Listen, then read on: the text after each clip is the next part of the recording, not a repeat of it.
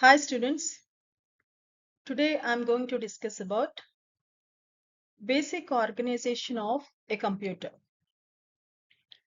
According to von Neumann, the basic organization of computer diagram has the following units. The first one is control unit, arithmetic and logical unit, memory unit, registers and input outputs. According to von Neumann architecture, it is mainly based on stored program computer concepts where instructions data and program data are stored in the same memory. This design is still used in most computers produced today.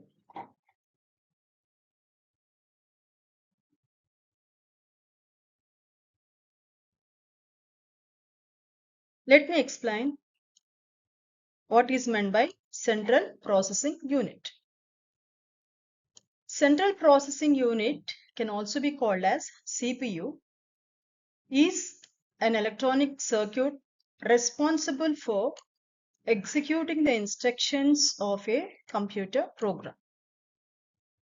It is sometimes called as the microprocessor or processor. The CPU mainly contains the ALU, CU, and also the variety of registers. In central processing unit of the computer, the control unit and the arithmetic logic unit are together known as CPU. So finally, I can say that CPU is nothing but the brain of the computer system. Basically, it has to perform all the operations and it takes all the decisions. It controls all the units of the computer. If you see the registers, the registers are high-speed storage areas in the CPU. All data must be stored in a register before it can be processed. Now we will see the different types of registers in the basic organization of the computer. The first one is memory address register, that is called MAR. This holds the memory location of the data that needs to be accessed.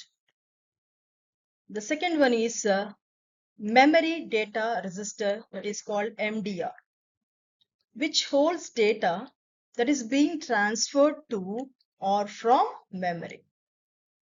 The next one is AC called accumulator, where intermediate arithmetic and logical results are stored. The next one is program counter, can also be called as PC, which contains the address of the next instructions to be executed. The next one is current instruction register, can also be called as CIR, which contains the current instructions during processing. The next one is arithmetic and logic unit, that is called ALU. This ALU mainly allows arithmetic, that is we can go for addition, go for subtraction, multiplication, etc. And also logic operations called AND operation, OR operation, NOT operation that can be carried out. All the calculations performed in ALU of the computer system. This ALU can perform basic operations, as I said, addition, subtraction, division, multiplication, etc. whenever the calculations are required.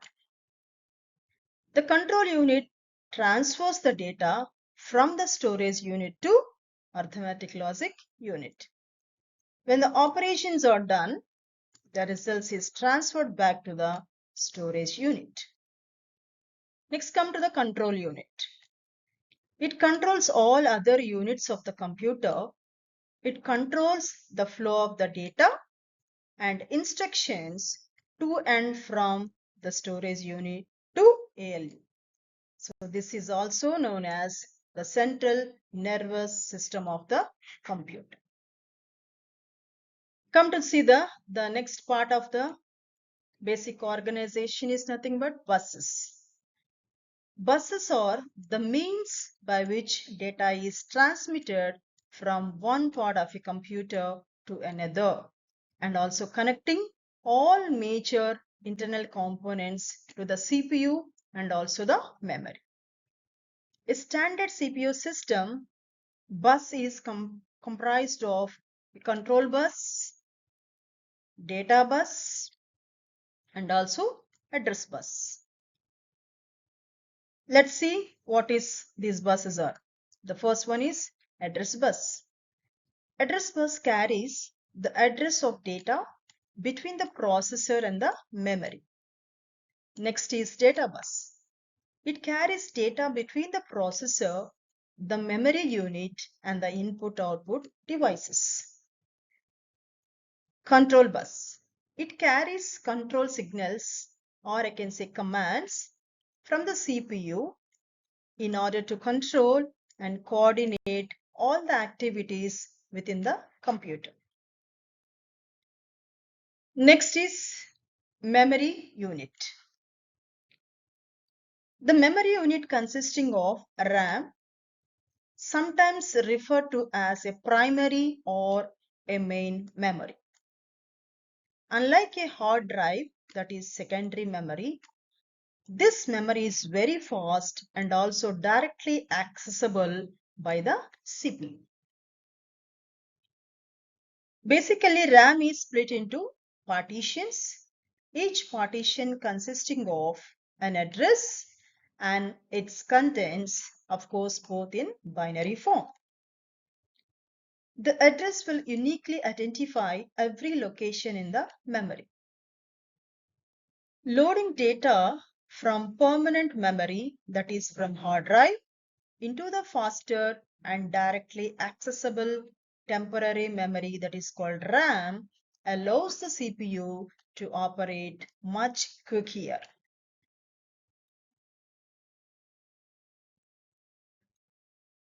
The next is storage units. The storage unit of a computer holds data, instructions that are entered through the input unit before they are processed. The first one is primary storage. The second one is secondary storage. Let me explain the first, primary storage. Primary storage can also be called as main memory. Is a computer's central storage unit that holds data and programs temporarily while they are being processed.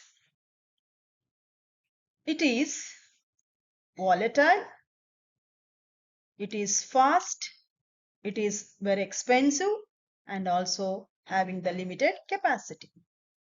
Volatile means data is lost when the power is turned off. Fast means quick access, and also a retrieval of data means getting the data is very fast.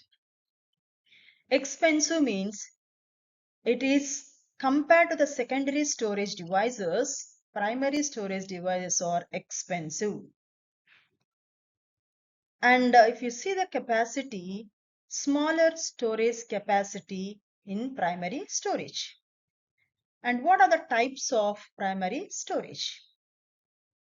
If you see the types, the first one is the random access memory, where temporarily stores data and programs. The next one is cache memory, which is very small, fast memory for frequently accessed data. Next, come to the ROM, can also be called as read-only memory or registers, where we can have the small amount of memory built into the CPU. The next storage unit is secondary storage. Secondary storage can also be called as auxiliary storage, and it is a type of a computer storage that holds data and programs long term even when the power is turned off. Now it is a non-volatile and it is slower, less expensive and also large capacity. Non-volatile means data remains even when the power is turned off. And I can say it is a fast means where we can access data very quick and also we can get the data very quick. Slower means compared to the primary storage, it is very slower. And compared to the primary storage, it is very less expensive. And if you see the storage capacity, it is more storage space. And if you see the types of secondary storages, the first one is hard disk drive. So in this, we can see magnetic disk with mechanical heads. The second one is solid state drives, where we can see flash memory based storage. And third one is a magnetic tape, where we can see a sequential access storage for large data. Next is optical storage, where we can see CDs, DVDs, Blu-ray discs for data storage. Next is flash drives, where we can have the portable removable storage. And the next one is external hard drives. That is, we have portable and removable storage. The next one is cloud storage, where we can store a remote storage over the internet. If you see, the computer memories are broadly classified into two types. One is external memory or secondary memory. These memories do not communicate directly with the CPU due to their slow speed in comparison to the CPU. Example of the external memory is nothing but it is a magnetic disk, optical disk and also magnetic tapes. Okay, if you observe these three figures, these are all the examples of the external memory or the secondary memory. The second one here is internal memory or primary memory. These memories can directly communicate with the CPU. The best examples of this internal memory is nothing but here I have given the cache memory and also CPU registers. These two are the best examples of this internal memory. Come to the memory units. If you see the computer store data in binary format. So everybody knows that binary format mainly contains only two characters, one is 0 and 1. All the information which is stored that is represented in the computer is a code which contains a specific combination of zeros and ones. So the memory units are used to measure the size of the data in computer. So now the memory units I am simply listing out here. The first one, the first smallest memory unit, I can say it is a bit, can also be called as binary digit. So take the first two letters and if it is representing, and also here this is representing bit. And here the nibble is nothing but it is 4 bits. Byte is, or I can say 1B is nothing but it is 8 bits. And kilobytes can also be called as 1 KB. This is in terms of bytes, it is 1024 or 2 power n bytes. Megabyte or 1 MB is equal to 1024 kilobytes or it is 2 power 20 bytes. The next gigabyte can also be called as 1 GB is equal to 1024 MB or 2 power 30 bytes. Terabyte or 1 TB is equal to 1024 gigabytes or 2 power 40 bytes. Petabyte can also be called as 1 PB, which is equal to 1024 TB or 2 power 50 bytes. And extra byte or 1 EB can, and that is nothing but 1024 PB or 2 power 60 bytes. And zeta or 1 ZB is equal, 1 ZB is equal to 1024 EB or 2 power 70 bytes. And iota byte or 1 YB is equal to 1024 zettabyte or 2 power 80 bytes. So now after going through this picture, you can understand what is the smallest memory unit which is representing in bits. And the 4, if you take this 4 bits, can also be called as 1 nibble. And of course, the total 8 bits, if you take this, we can call it as 1 byte. And if you see the difference between the RAM and ROM, so RAM stands for random access memory. ROM stands for a read-only memory. RAM is a read-write memory. The data can be written and read. Whereas ROM, read-only memory, the data can only be read. As I said, a RAM is a volatile memory where it stores data as long as power is on. Whereas ROM is a non-volatile memory, means it stores data permanently even when the power is off. Faster the ROM as it is a high-speed memory, but whereas it is slower than the RAM. CPU can easily access data stored in RAM, but in this case, CPU cannot easily access data stored in ROM. Come to the RAM is inexpensive as compared to ROM, and whereas ROM is cheaper when compared to RAM. RAM has a higher capacity when compared to ROM, and if you see ROM has a lower capacity when compared to RAM. RAM memory is large and high capacity, whereas ROM generally is small and low capacity. RAM is used as a CPU cache and primary memory, whereas ROM is a firmware by microcontrollers. And if you see the types of RAM, the first one is dynamic random access memory. This next one is static random access memory. If you see the different types of ROM, we can have here, this is program ROM, and also you can hear erasable program RAM, and also we can see electrically erasable programmable ROM. Next one is mask ROM. Thank you.